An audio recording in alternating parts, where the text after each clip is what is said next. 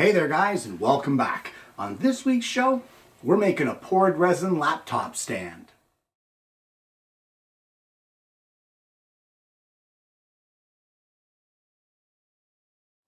Now before any of you go off the deep end and say, you know what, I thought you were going to make your own molds and do this and do that and do that, I can stop you right here, because on today's show I have purchased some molds for a laptop stand.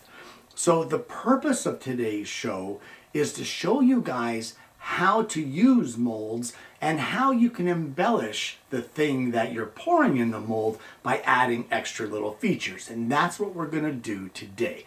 So let's head over to the bench and I'll show you what I got. Well, I went on the internet and found myself some fairly inexpensive laptop stand molds. But what we're going to do for these is I'm going to be pouring clear resin in. I'm not going to dye it. I'm not going to tint it or paint it or anything like that. I just want clear. And the reason for that is that I want to sink certain things in these molds or this stand. And for my liking, it's going to be various Lego pieces. So I guess the first thing that I really want to do is I want to sort out what pieces I want for my stand. So what I'm going to do is I'm going to go through and pick out some of our more interesting pieces that we want to sink in. Here we have a little Lego whip. That could be kind of cool to put in there. There's a train wheel. Got spares of those. We could put that in there. Here's a little wrench thing. So we want to make this as interesting as we can with the most variety of different kinds of pieces. So I'm going to sort through these Lego bricks and I'm going to pick out ones that I think will be interesting in our Lego laptop stand. So I've chosen a bunch of these pieces and these will be for one half of the mold. I will add more to the other side, but I'll choose those after. So what I'm going to do now is I'm only going to pour one side of this mold at a time because I'm not really sure how much resin it's going to take to fill one. So the next thing that we want to do is we want to do the mold preparation. With smaller silicone molds, you don't really have to do anything to them. This is not a smaller silicone mold. There is a lot of surface area, and that surface area can really stick to the resin and prevent it from releasing. So for that reason, I'm going to use a epoxy mold release. Now this is just a generic one that I got off the internet. I could post a link down below if you guys are interested. But what you want to do is give it a good shake and then spray inside the mold, trying to get a thin coating all over on the inside surfaces.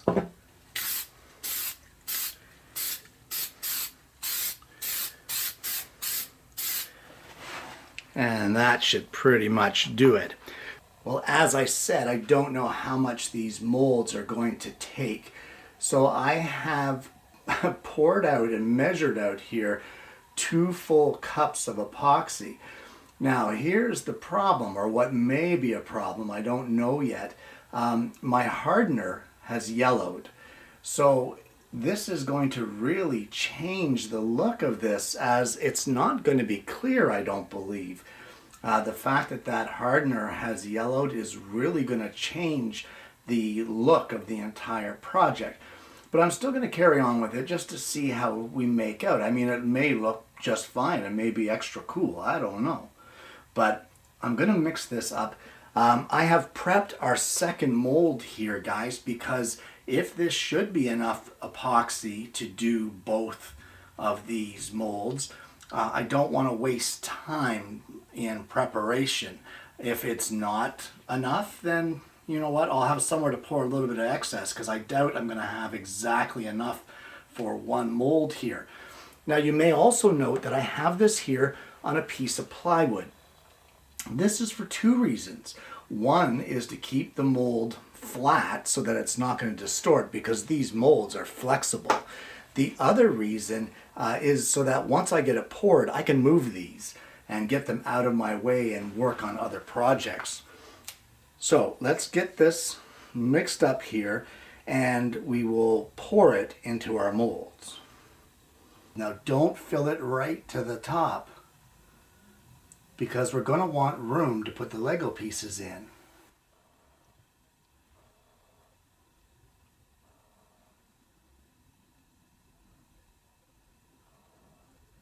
Okay, and we'll move on to this piece.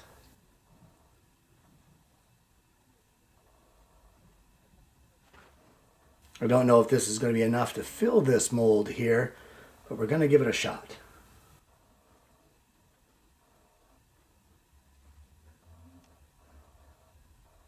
And our last piece here.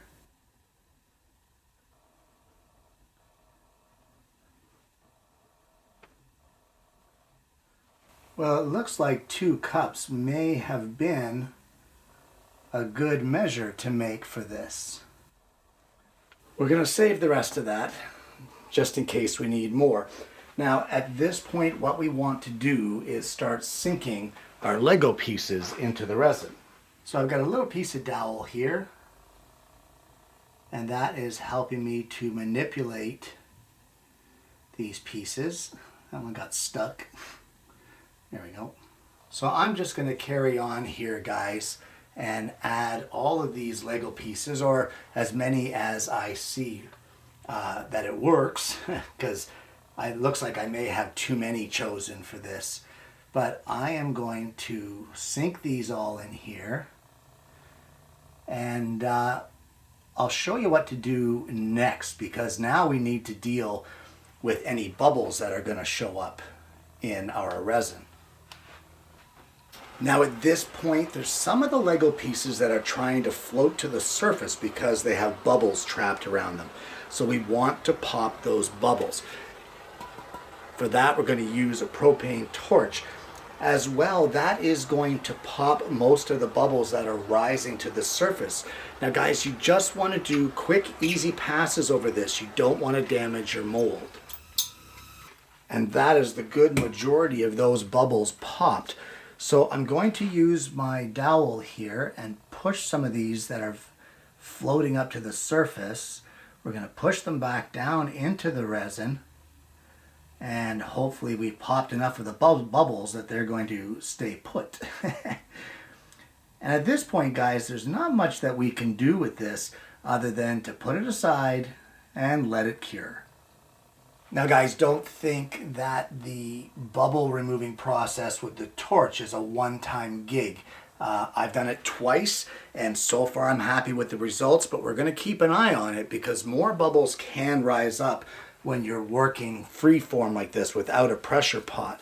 The good news is that because we're working without a pressure pot, we can see the bubbles before they have a chance to cure, whereas in a pressure pot, we're kind of working blind. So this here is actually a bit of an advantage for us in that we can see where the problems are long before it cures and correct them quickly. Well guys, it is the next day and truth be told, somebody, and I won't mention any names, but his initials are me, screwed this up. And what happened was I went to move it to get it off the bench and get it out of my way, and I ended up spilling resin everywhere. I ended up leaking it outside of the molds. I lost quite a bit of the resin that was in the mold, but in retrospect it worked out all right because overnight as this cured, a lot of my Lego pieces have floated to the top. So not all of them, but some of them. So with the resin that has been removed here from our molds, it has given me enough room that I can mix a partial batch now of resin, and I'm going to fill the rest of the mold right up to the top. I've placed a centering bubble here to make sure that this plywood that I've got is nice and level, and I'm just going to do the same process. I'm going to fill up this mold, both of them, until they are level with the top. I'm going to use a torch and take out the bubbles, and again, we're going to leave this overnight. Well, it is the next day and it is time to demold our project. Now guys, even though we use mold release, you still want to be careful when you're demolding these, because it can still stick, especially with large flat surface areas, and you don't want to damage your mold. So just carefully peel it off and get your project out of the mold. So I'm going to get this all demolded and then I'll see you when I get that done. And there we go, there is one demolded. Now I didn't get all of the bubbles out of it, I can see, but I'm still okay with that. I still think it looks great. So once we get this completely demolded now, we can move on with the next step. Well guys, here's the reality of my show. In a lot of cases, the show ideas that I get are things that I want to try myself. Sometimes it's something I've never tried before, and I bring it here to the show kind of to share it with you guys, and you can learn along with me. And that is the case here with this laptop stand. I don't normally use these large silicone molds. Not that there's anything wrong with them, I just haven't done it before, so I wanted to try this. And what I did was I actually put this through the router table and did a 1/16 inch round over all the way around. And I have never routed resin before, but I'm going to tell you, this routed it clean, it routed it smooth, it gave those round over corners a nice frosted look, which I really like. But there you go. There's what I ended up doing with it. You can give it a try. It works fantastic. But these are essentially now the sides of our laptop holders. But even though I'd never tried this before, I can tell you there's always a thought process that happens. And as I was looking at this mold, right from the beginning, one of the things that kind of plagued me about it was the thinness of the walls of these sidebars. And these bars are these pieces here, the ones that go between your two sections. And my concern was that the weight of the resin was going to push it out. Even though there's a reinforcing rib at the top, I was afraid that it was going to push it out and distort it. Not so much for here on the bottom pieces, because they seem, this is a much thicker wall than what this is. And true enough, once I really looked at it afterwards, this is so distorted and twisted. It's not straight, it's not square. It does fit in our holes. Okay, that side doesn't. Okay, this side does, but look how sloppy it is. So there's a major inconsistency here, and it's not a fault of the resin, it's a fault of the mold itself. So I've been thinking about this since the inception of this project, and right from the get-go I thought I may have to do this, and I'm glad I thought about it, and actually I'm glad that I did it. I took some careful measurements with some calipers and I cut a couple pieces of cherry. And what we're going to do is we are going to combine our resin project with a little bit of beautiful cherry, some nice woodwork there, and we are going to give this, I've sanded these pieces already, we are going to give this the structure or the supports of wood in the middle to give it that little something extra. It's always nice to mix different materials on a project. It really gives projects character. And we can see here that by custom cutting these, like how firmly they fit in there and how well the whole thing holds together. I will end up giving them a coat of most likely Danish oil. I don't want them to be super shiny and really stand out. So let me get my laptop and show you how it mounts onto this stand. Well, essentially, in order to use this laptop stand, your laptop just sits on top of it. And of course you can open it. And you now have room underneath. Not only that, but it raises it up to a better view in front of you. Now, my laptop is getting old. Some of the keys are starting to fail, so I have to use for mine an external keyboard. It takes up a lot of room on my desk. It's a little awkward, but at least now I can type while I'm here. Takes up a lot less room, and of course, when I'm done working on it, I can close up my laptop, push my keyboard in underneath, and it takes up much more, or much less, I should say, real estate on my desk. Not to mention too that if you want to store your computer, if you really need to clear that desk, you can place the stand this way and your computer sits upright just like that, and that way it's out of the way, it's safe, it's protected. You can even put your keyboard in here if you want, just like this. And now everything is off to the side. You can still work over here and not have your keyboard in the way.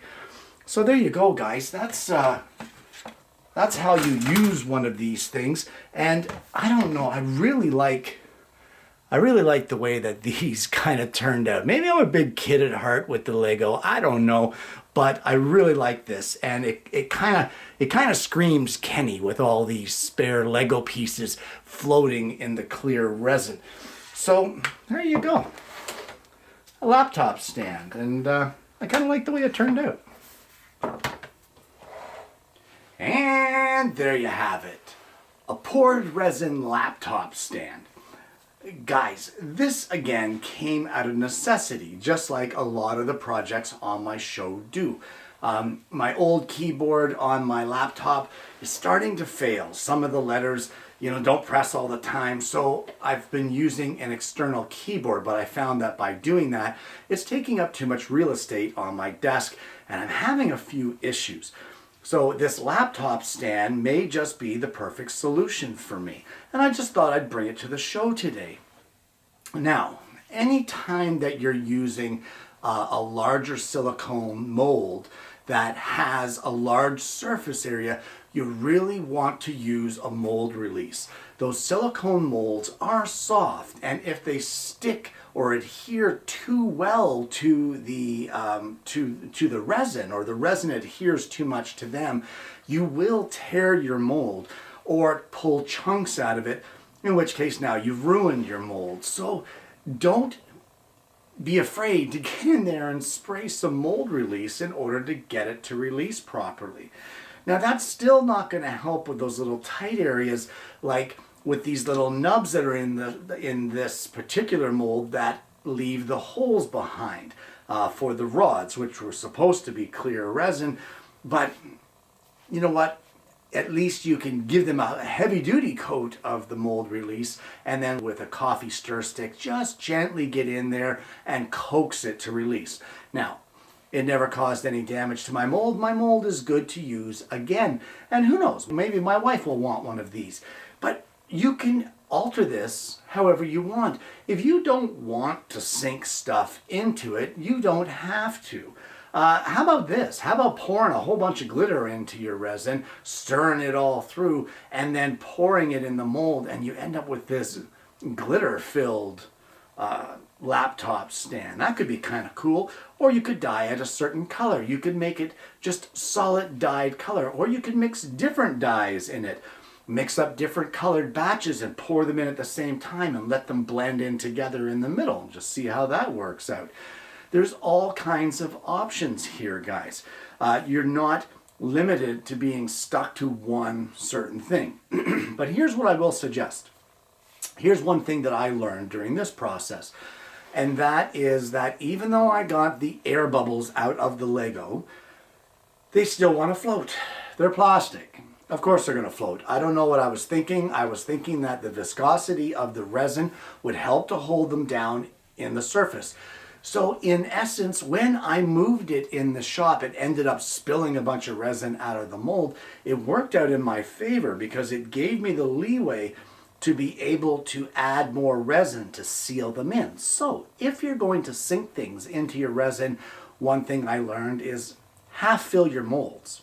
Only half fill them, place your items in there in case they're going to float, and then let that cure. Then pour a second level. The other thing I learned here, guys, is you can route resin. I did not know that. I've never used a router on it, but it worked really well. I love that round over frosted edge. Came out really nice. But here's the thing. You've always got capillary action, and that is the action of a liquid to want to climb the walls of anything. When you have water in a glass, the water is not perfectly flat on the surface. It has capillary action, which has it climb up the edges. So you've actually got this kind of a shape happening. And that happens with resin as well, which leaves that top corner all the way around a little pointed, a little sharp, and not flat like the rest of it. By doing that, I filled it up too much and a little spilled over, and then I got some overflow. Then I had to do some trimming. So there is a learning process there. So just keep in mind the amount that you're going to fill it. Those rods with the thinner walls of the mold, I could have avoided that by measuring, cutting out a square in a scrap of wood and sitting the mold right down into the wood to allow the hole that I cut to support the walls of it. So it can only distort so much, and then it can use the walls of the hole to support it and give it a nice straight edge. So there's ways to work around that. But honestly, I don't think you should have to do that with a mold that's sold to be used on its own. And nowhere does it say you need supports for this. Either way, guys, this was a great project, a lot of fun. I learned some new stuff myself today, and I hope that you learned some new stuff too. All in all, I think it looks great. Just a fun project. Guys, I want to thank you so much for tuning in this week. As I said, I learned quite a bit. I hope you learned quite a bit this week. This is something that was new to me, so it's always good to try new stuff. If you haven't already, please consider liking and subscribing to the channel. You click the bell and then you're not going to miss the notifications of future episodes of the program. Guys, I hope you've enjoyed today's project. I really hope you're going to give this one a try for yourself, because it really is a load of fun. And more importantly, I hope you're going to join me next week when I bring you yet another Alternative Tuesdays.